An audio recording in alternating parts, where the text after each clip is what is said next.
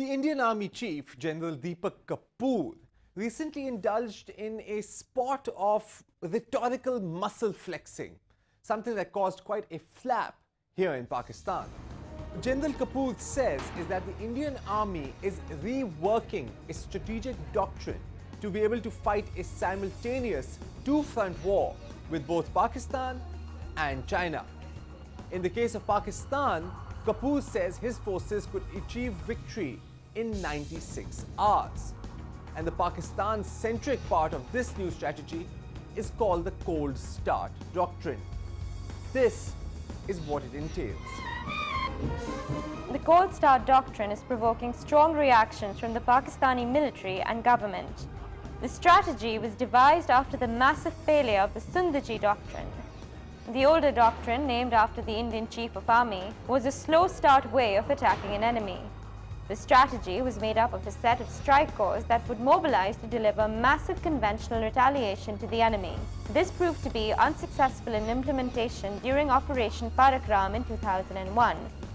The operation was a build-up of forces along the Pak-India border in retaliation for the terrorist attacks on the Indian Parliament. The build-up took too long and enabled Pakistan to mobilize the international community on its behalf. The Chinese got involved, the US intervened, and President Musharraf himself made a threatening speech. Consequently, the Indian government backed down and the military lost the political backbone to implement its strategy. It was in response to this failure that the Cold Start Doctrine was devised. Made up of 8 rapidly deployable integrated battle groups, the members would be drawn from the Indian Navy and Air Force. The groups would be trained to make swift and direct inroads into enemy territory. The goal would be to gain and hold small bits of territory without crossing nuclear thresholds and forcing the opponent to a negotiating table. Imagine trying to start up the car in the depth of winter. It's fast, it's abrupt, and it might not be very good for the car, but it gets you going. This seems to be the basic principle behind the Indian military's Cold Start Doctrine. To no one's surprise, Kapoor's boastful claims caused quite a storm in Pakistan, with both the civilian and the military leadership slamming what they called irresponsible statements. Opinion in India is divided as well, with some criticizing Kapoor for once again putting his foot in his mouth, especially at a time when the Indian and Chinese defense secretaries were meeting. The last time Kapoor made a diplomatic faux pas was when he said Nepal's Maoists should not join the Nepali army, comments India quickly distanced itself from. In another case of, well, timing-related irony, Kapoor's two-front statement came just before Pakistan and China were scheduled to hold their 7th defense dialogue, once again throwing the spotlight on Sino-Pak military collaboration. And there's a lot of collaboration.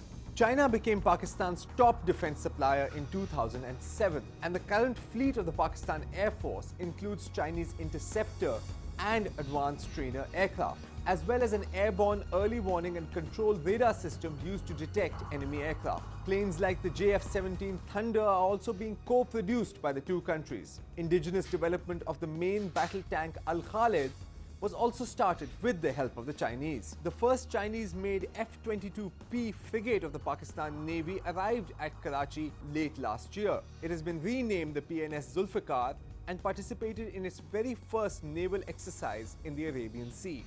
The Pakistan Army also has both short and medium-range ballistic missiles, which some experts say are modifications of Chinese models. The real irony of General Kapoor's talking about a war with China is that the Pak-China cooperation we now take for granted actually began with a war between India and China back in 1962. And it was that war that laid the foundation for the alliances and attitudes we see dominating our part of the world right now today. But we're going to cover that after this break.